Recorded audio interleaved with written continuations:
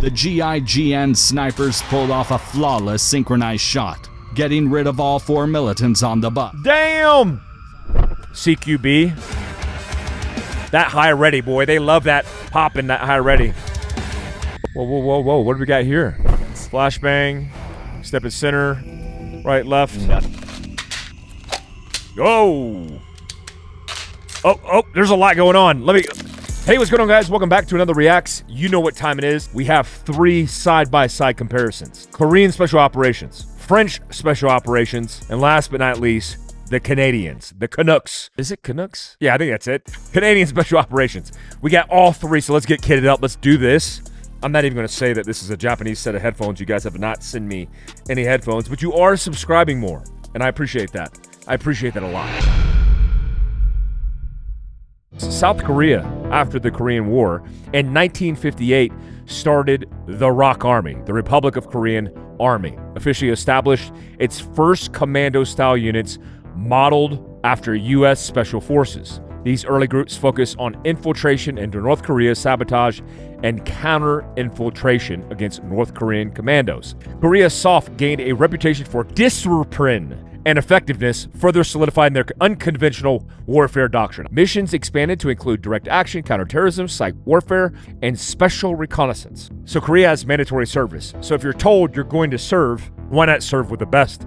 Let's kick it off and see how modern special forces work in Korea. Kit comparison. So a lot of this is modeled after the U.S. military. So one, we have a Beretta M9, an Italian 9mm, which probably this guy's fixing the locking block because they always break. He's wearing mechanic gloves, which is very stereotypical to the American military. And he has Crye Precision uniform, similar body armor, and similar weapon systems. Let's see if we can catch any differences. It all seems to be the same, according to my buddy John Park, who tells me, as a former Navy SEAL in the Korean military, that everything they do is modeled after U.S. Army Special Operations.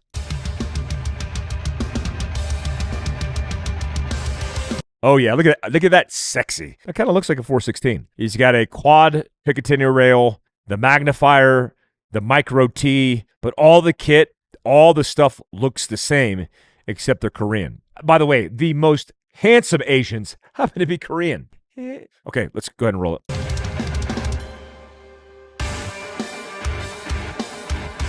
HK, linear targets, CQB. That high ready, boy. They love that popping, that high ready. Whoa, whoa, whoa, whoa. What do we got here? Republic of Korea Air Force. Dude, the Korean yin-yang is dope. Let's just be honest. Like Koreans are the best kind of Asians. I mean, I'm not biased or anything, but I'm just saying, like, K-pop, we have Hyundai, Samsung, and look at these guys. These guys look fully kitted out as American Special Operations would be. Crye Precision JPC carriers with a whole bunch of pouches and magazines. I don't know why these controllers have so many magazines. I also would not be jumping free fall with exposed magazines. Just saying that out loud. A lot of them have that. This is fine with the bungees, but this guy, I don't know, maybe he's the new guy.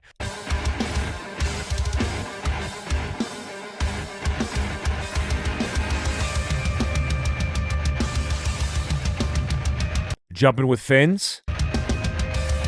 Now, I can tell you right now, these boats aren't as advanced as ours. That looks like it's like kind of tied down to that pole. Maybe that's a 50, but you don't see miniguns. You don't see a flare pod. It's not as sexy. I'll just put that out there. It's not as sexy.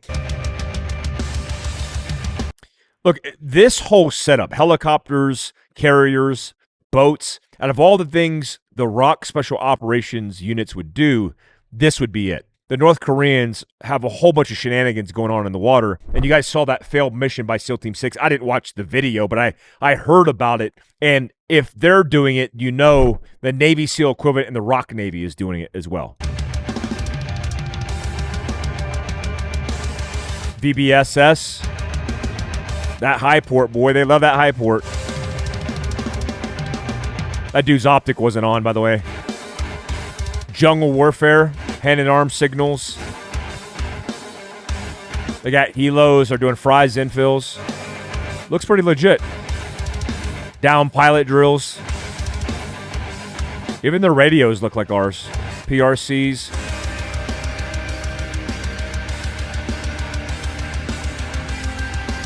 Bunch of Marop stuff. Oh, okay. Coming out of the water with boonie caps on. That's weird.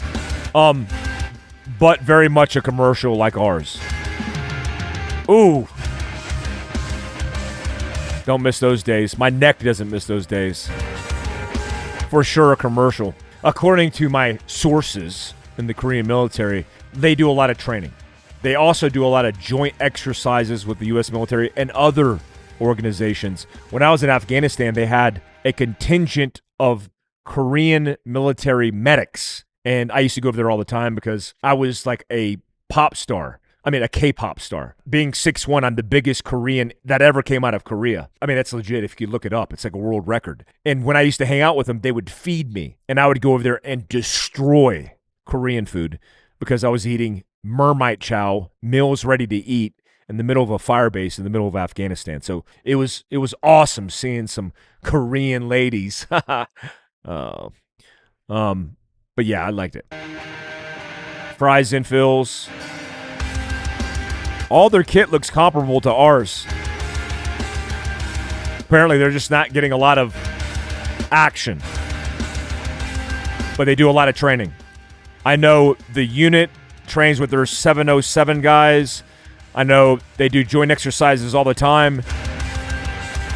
The SEALs routinely go over there. Even Buds is modeled. Their Buds is modeled after our Buds. I actually had Korean food with the 2 Korean Navy SEALs, John and his buddy who came from Korea, that was going through Buds. Like, why would you ever want to go through Buds if you're an active duty SEAL? But it was a rite of passage because if he came back and he had a Trident, then it was legit. But he was going through the whole program and was already a Korean SEAL. Some of the hardest dudes in the military are from the ROK military. All right, so that was a cool PR video. Let's kick it off next with the GIGN. All right, so the GIGN has a profound history. In the early 1970s, Europe faced a surge of terrorism, the Munich Olympics. It was a huge massacre in 1972. Aircraft hijackings. Just terrorism at large was a significant problem in the 70s and 80s. And they needed to create a national mission force, so they created the French Gendarmerie Nationale. I'm sorry I hacked that. All my French subscribers, all 2 of you, I apologize. Je suis désolé. Je suis désolé. In 1974, GIGN was formally established with only 15 operators at first. Man, imagine being a plank holder with one of the 15. Their mission, hostage rescue, counterterrorism, high-risk law enforcement. In 1976, they did the Djibouti school bus hostage rescue, where 30 children were hijacked by Somali rebels. GIGN snipers and operators stormed the bus, rescuing hostages, and several terrorists were killed. This operation cemented GIGN's reputation worldwide. The infamous Air France Flight 8969, it's that one where they run up to the door, the dude's hanging off the door, they're going in and out of the building, getting shot down the stairs. One of the operators rolled down the stairs. Really profound. And then in the 90s and 2000s, they broadened their mandate where the GIGN grew in size and capability. Counterterrorism at home, domestically, and abroad, hostage rescue in embassies, prisons, and aircrafts, VIP protection in high-risk areas, and surveillance and covert operation against organized crime. They also did GIGN unit deployments in Africa, including Mali, Niger, Chad, Ivory Coast, and even in Libya. I was in Libya when the GIGN, when they were awarded Medals of Valor for flying and infiltrating into, I think they did a free fall infill, into Libya to rescue their ambassador. And recently, like a week prior, they had been hit with a vehicle-borne IED, and I was in their embassy watching them receive these awards. It was really cool, and they're super squared away. The GIGN is recognized as one of the top-tier counter-terror units in the world. They work alongside GSG-9, UK SAS, and the US's Delta Force and Dev Group, known for precision, restraint, and elite marksmanship. All right, let's look at this one first, because allegedly, according to this video, they use revolvers still. It says, why does the GIGN use revolvers on missions? If they do, I'm just going to put that out there. That's really silly, but let's go ahead and roll it. The National Gendarmerie Intervention Group, or GIGN, I was close. is France's foremost counterterrorism and hostage rescue unit. Their counterterrorism efforts at home are well respected, But what many people aren't aware of is their role within the French armed forces. They essentially function as a combination of elite police officers. Oh, okay. So this is important to highlight because this is where they make their bread and butter. There was that incident in 2015-ish where they had to go into this, basically a grocery store that was taken captive by a jihadist, and they went in there with shields and pistols. Legit. I wish we'd use shields more. Not that this is a shield commercial, but Tier Tactical sells some of the best shields, and this should be standard operating procedures for everybody in law enforcement and military. But also, if you're interested in home defense or self-defense, you might want to think about getting a shield. They're lighter, more agile, and very practical when it comes to like individual tactics, especially with the pistol. Imagine you like pull a, like you got a shield on your back and you have your EDC and you go to draw your pistol and you sling around a shield. I'm just saying, that could be cool. Officers and special operations soldiers, with over 1,800 missions completed with exceptional success. But there's one equipment that truly sets this apart from the rest, and it's deeply rooted in its history and customs. Look, marksmanship. Especially the bipod. Harris bipod with a scope. Dope. The GIGN. That means silly for modern operation, but dope. Like the MP5 submachine gun, the Hecat II sniper rifle, and other. I love foreign arms. Missions. They typically opt for the Manurin. Those HKs are so sexy. Action revolver. When it comes to choosing a sidearm, the MR73 stood out after each team 25-meter bulls, over 150 rounds offhand, of 38 special really cool. with their sample weapons. Each MR73 is designed for marksmanship competitions with an adjustable trigger weight in both double action and single. Oh, just spotted something. All right, so they talk about single action and double action. For you guys who just maybe need a refresher, single action is this hammer's back. The trigger drops back and resets into the trigger guard, and it's one action. You pull the trigger, the hammer goes forward, the firing pin is attached to the hammer, it strikes the primer, and that's one action. Double action is this longer pull. You pull that, the hammer goes back, and it goes forward all the way through the depression of the trigger. That's single action, double action. Also, these are expelled shell casings. Maybe just for the picture, he's just being extra safe. All the primers are struck on the back of these cartridges. Just an observation, because you pay me in subs to do this. Single action modes to better. I love these sights too. You could probably do windage on these as well, but windage and elevation for marksmanship. Again, I'm trying to get to the point, like, why would they use these for operations? That seems weird. Going back in time with this old school watch that looks like an old Casio, these hella big gloves. These are like skiing gloves with these big suits, these onesies, 7 deltas attached with skull crushers. Dope. And this dude, I don't know if you know this, but I think that's an HK shotgun. That is super dope. Yeah, the revolver thing, I don't know. 38, even plus P, it's still 6 rounds in a cylinder. Maybe they're thinking about reliability and a reciprocating slide, and because they do a lot of shield work, maybe they don't want the malfunction of the slide reciprocating on the shield? Maybe. I don't know. I'm just speculating here. So the capacity limitations of revolvers are less of an issue. Over time, semi-automatic pistols have gotten better in reliability and accuracy, making revolvers less useful in many situations. Though the MR73 isn't as commonly used nowadays, oh, still holds it in high regard. Okay. Making it like a special weapon reserved for the most operators. That's a German schmuck. Master its use. Not schmuck. MR73 remains a potent and sometimes superior option for specific tasks. Maybe. I don't know if I even buy into that. Provides its operators. Okay, so here we go. You got a shield, the light, the Glock 17 with the Surefire X300. Okay. All right, so maybe that was a little bit of, okay, clickbait. Old Aimpoint M68s too. This is an older picture. High speed. Okay, no doubt, high speed. They're not using revolvers. That's not a thing. The GIGN made a name for itself with a daring hostage rescue mission that went down in history. On the morning of February 3rd, 1976, the goal was clear. Take out the 4 militants on the bus. At 3:45 p.m. on February 4th, the GIGN snipers pulled off a flawless synchronized shot, getting rid of all 4 militants on the bus. Damn! There was a 5th militant hiding in the bushes near the bus all night. He noticed what was happening and quickly rushed onto the bus and fired his weapon. Oh no. Unfortunately taking the life of a girl. The GIGN operators reached the bus. One of them carefully aimed the revolver and took a shot at the militant, Damn. successfully putting Okay. an end to the threat.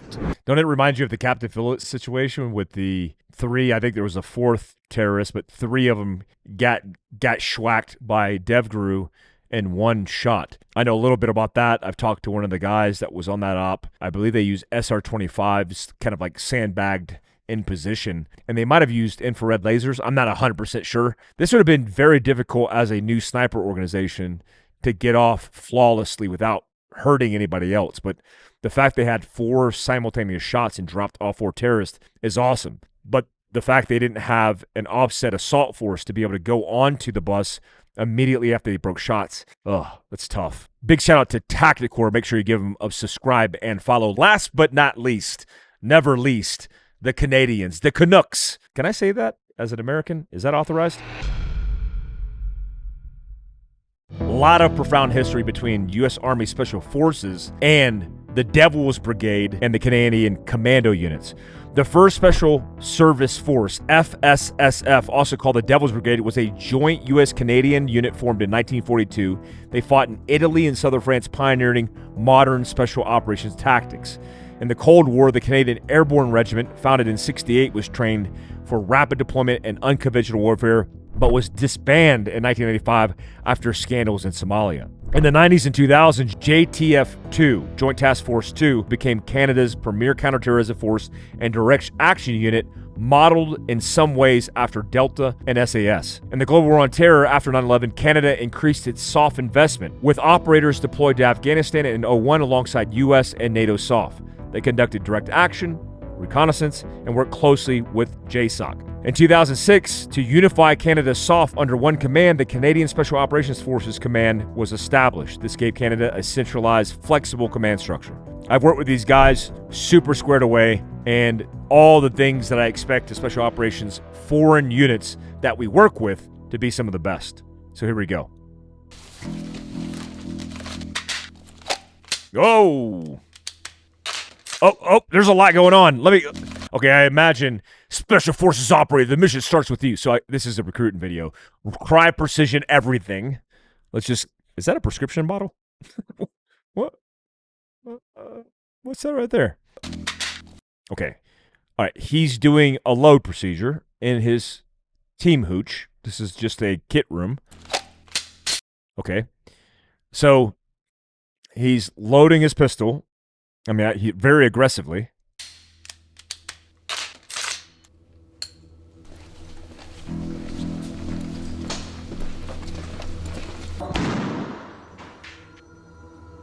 Agile, CQB, and ready. The Canadian Special Operations Regiment is a multi-mission, high-readiness expeditionary force. Okay, this is very Canadian. Okay, so very dynamic, high speed, and then they roll in the PR voice, and then they lost me. But let's continue to roll it. Prepared to deploy anywhere, anytime, and operate under any conditions. CSOR's missions span the full spectrum of conflict and environments, whether permissive, contested, or hostile. No matter the adversary or sensitivity, the objective remains the same. Military free fall. Directed tactical, operational, and strategic effects in support of Canada and Canadian interests. That's the thing, Canadian interest. I've seen Canadian partners in SOF, not because the guys wanted to, but the politicians in charge, because there's a lot of political things going on with Canada. They would pull out these guys depending on what was going on if it didn't meet certain agendas or objectives that the political apparatus wanted to. And I would hear this complaint from all the CANSOF guys, CANSOF and JTF too. In fact, when I was in Libya, they pulled them out. When I was in Afghanistan, they pulled them out. And third group has profound history doing some major operations with American Green Berets. And again, the guys want to get the work, but based on what's going on in the country, it's hard to do that.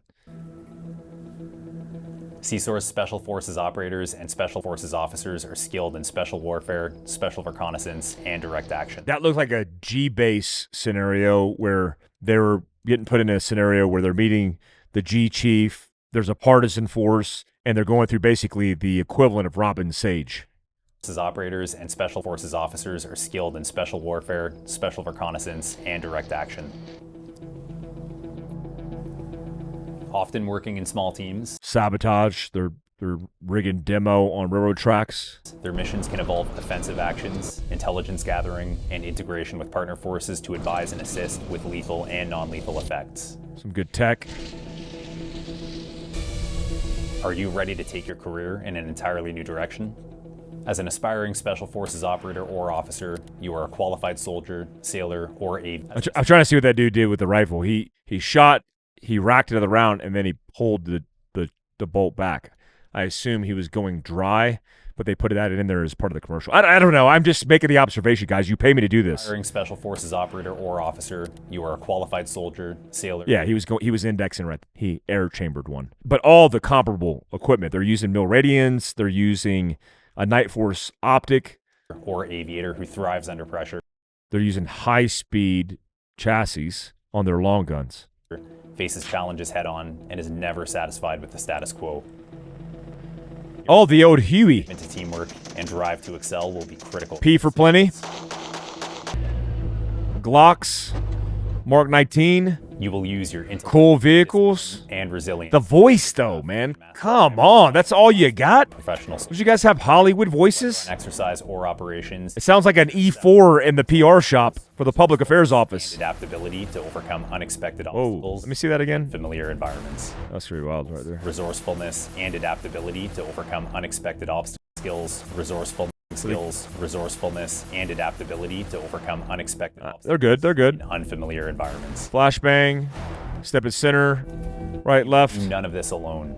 The regiment knows that supporting personal and professional development through opportunities for growth and advancement are fundamental to the regiment's successes. Static line jump under nods, or with nods up. To explosives, to advanced medical and technical training, Special Forces operators and officers are always advancing their skills and knowledge to ensure that they are ready for their next mission. I kind of like that clarity. I mean, they're being very academic about it, and maybe the Canadian Special Operations guys are just that detail-oriented, but it's just like, you will professionally develop and we will evolve you. It's like the American military would never say that. They'll just say, you want to blow shit up? Come join the regiment. Because it's not a matter of if they deploy, it's when, where, and how often. I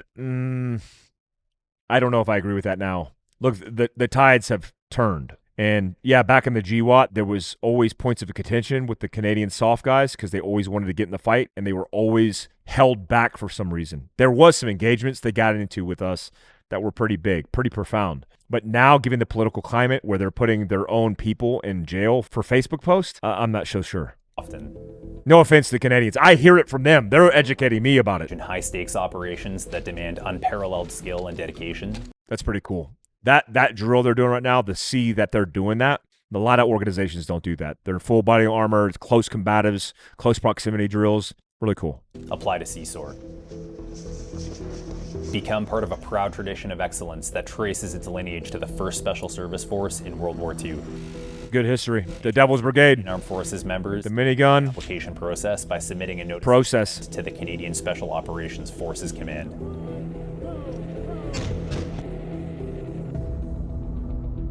Legit. I like it.